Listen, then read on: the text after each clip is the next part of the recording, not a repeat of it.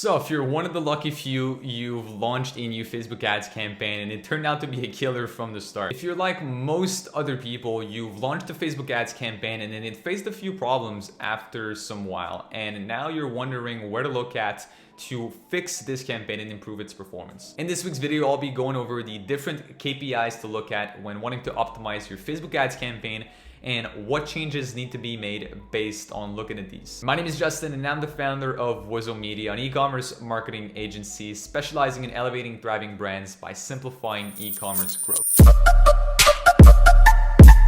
Before we get started, make sure to leave a like, subscribe, as well as turn on post notifications to be one of the first to know about these cutting edge e-commerce marketing tips posted on the channel every week. So I'm going to start off by saying that Roas is king. Obviously, the main metric that you should take a look at to know whether or not your campaigns are working is Roas. You could have the best click-through rate, the best CPMs, the best, whatnot. But if your ROAS is not good, your campaign is just not working. You should take a look at how many sales this campaign brings you and what is the return on investment for your e-commerce brand. That applies again specifically to e-commerce. This is the main topic of this channel. But if you're in lead gen, then obviously you want to take a look at the number of leads. This should be your main KPI to look at. Everything else said in this video will apply to both industries and just ads in general. But the sort of higher level metric that you want to look at in either or industries is the amount of leads that you get, or again the ROAS. But all of these other metrics that I'm about to share with you are going to influence ROAS or the amount of leads you get.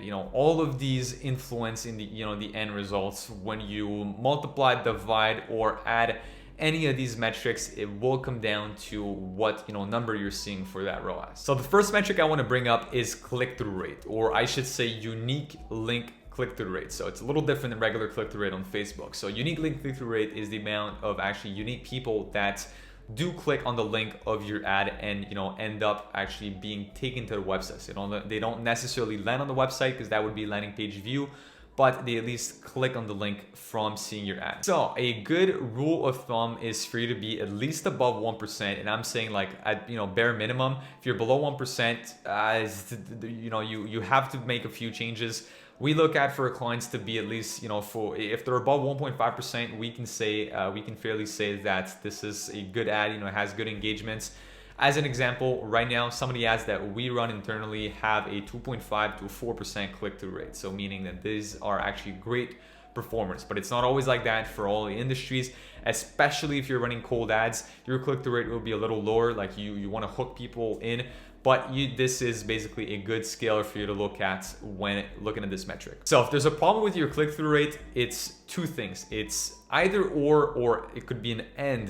Copywriting as well as creatives. These two are the only two things that will influence your click-through rate, depending on do people are engaged with your copy, are they engaged, with the creatives that they see. Those are the things that people will take a look at and that will influence your unique link click-through rate. So if that metric is off, if you see something like 0.2 or something, anywhere below 1%, of course you will have to make some changes with your creative copy combination. It could be as simple as tweaking your headline. It could be as simple as simply adding a little overlay on your creative, but there needs to be some changes on this side of things. Now, if we're staying within the creative spectrum, if we sort of switch to videos, and there's the video 3-second views. So the amount of people that actually view the first 3 seconds of your videos based on how many people actually just, watch the video or essentially watch your ad as a whole.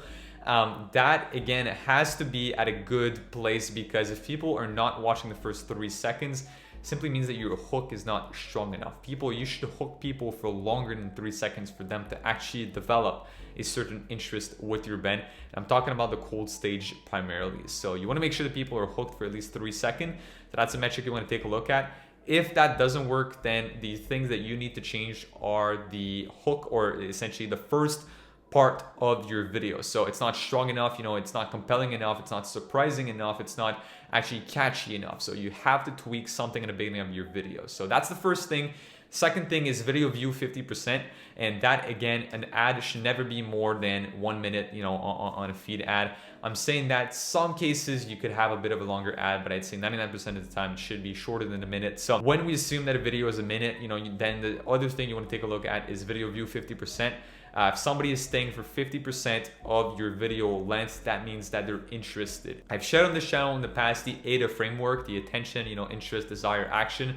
So attention is with your hook, your 3-second video view, and then afterward it's your 50% video view. So with that, it's interest. Are people actually developing an interest with your brand and product? If they do stay throughout at least 50% of your video, you've hooked them and you've kept them interested up to a certain point. And then it's really easy for you afterwards to retarget or re-engage these video viewers you can create essentially an audience from these ads and pick anybody that viewed the video for at least 50%, because you'll know they're pretty knowledgeable already about the brand and they already have a good idea of what you do. Then the fourth metric that you may want to take a look at is your CPM. CPM is the trickiest metric of all because it is not influenced by one thing but by many. CPM can be influenced by the time of the year. As an example, Black Friday CPMs are really high. Your CPM is basically your cost for advertising. So your CPM during Black Friday is going to be high because so many people are advertising simultaneously that obviously CPMs rise.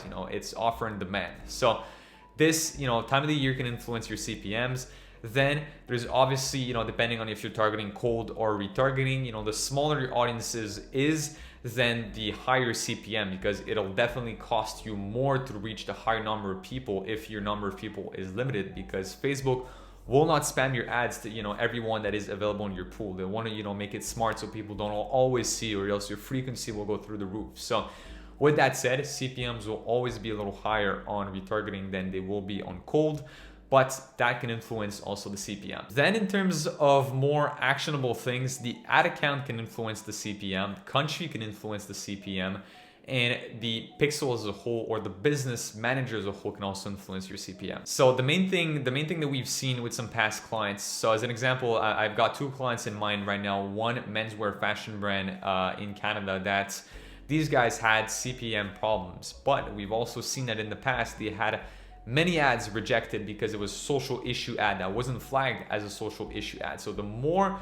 ads you get rejected, the lower your feedback score, the lower essentially quality your account score is at Facebook's eyes. So they will definitely penalize you with some higher CPMs. But it's the same thing if you get a lot of ads reversed. Even if you're requesting a review, this will still affect up to a certain point your ad account. So if ever that's the case, if ever you get to a point where you tried many different things because you've changed different audiences, you widen your cold audiences, because if your cold CPMs are too high, then you can obviously get a broader audience, which will lead to lower costs usually. So you tried everything you could in terms of audiences. You've even tweaked your creatives, because yes, creatives could still also affect your CPM. Then what I recommend you do is create a whole new pixel, a whole new ad account, link them up together, and then start from there and see how it performs. So obviously do not delete your your past ad account that you had and everything, keep it there, but make a new one separate and then start testing out there. We've seen that work for some clients. It's obviously starting fresh to Facebook's eyes, so that can definitely be a good thing for you to try. And something else that a lot of people I'm seeing issues with at times, is from link click to landing page view, meaning people click on the link but they don't actually end up on the website. If that is a problem for you, if you see a big drop off with that, honestly the drop off should be really minimal. Like it should be like maybe 20-30% and max, and again that's a stretch. So most people that click should actually end up on your website. So if there's a problem there, then it is your website load speed. There is something that's making your website too slow for people and they just end up clicking out of it. So if you see an ad on Facebook on your phone, you click on it and then you'll see a white screen at first when it pops up. If you see that white screen for too long, people will just click X and then exit out of there. They won't take the time to get on your landing page. So something you want to consider. And then all of the other metrics that I didn't mention are mainly found on the website, right? So if you're looking at landing page view, add to cart, initiate checkout, purchase, if you see too big of a drop off between any of these stages, it is not your ads, it is mainly going to be your website. I'm saying that it could be your ads in a way you frame the offer. People could expect something a little different. That's especially if you see a drop off between an add to cart and a purchase. People could expect something on the website that is not actually there. So make sure that the message you're sending out with your ads is congruent with what people see on the website. But if you know for a fact it is, then there's a problem with the conversion on the website. An actionable step for you to take with that is to try different Shopify apps like one-click upsell from Zipify that can definitely help get people to finish up their purchase or get a bigger, average order value. Or it could be, again, tweaking your checkout process so that way it just feels faster for people. It could be as simple as changing, the colors on your buttons, for people to add to cart, to make it a little easier for people to do that. Or again, just simplifying your process as a whole. Keeping it simple and stupid is just the best in this case. And obviously here I didn't mention metrics like cost per acquisition, or any of these will again sort of lead from these higher level metrics that I just talked about right now. I'm saying high level, those are actually secondary metrics. ROAS is still king. ROAS is still, again, the things that you want to take a look at the most, but your ROAS will be influenced by your cost per acquisition, which will be influenced by your cost per click, which also is by your CPM, and these will be affected by your click-through rate. So all of these sort of lead back to the metrics that I discussed here. So a lot of that stems from CPM and looking at your creatives, and this is why I touched on these specific metrics during this video. Now, if you're an e-commerce store owner or brand and making at least $20,000 to $30,000 a month with your store, I would invite you to click on the first link in the description down below and book in a really short 15-minute demo call with our team. Best case scenario, we end up partnering up together and then we scale you up in the next few months to take you to the next level. Worst comes to worst, you'll receive the call with a free actionable plan to implement on your own or give your current agency. On that note, I invite you to check out other videos on the channel for some more useful e-commerce marketing tips, and I'll see you guys in next week's video. Peace.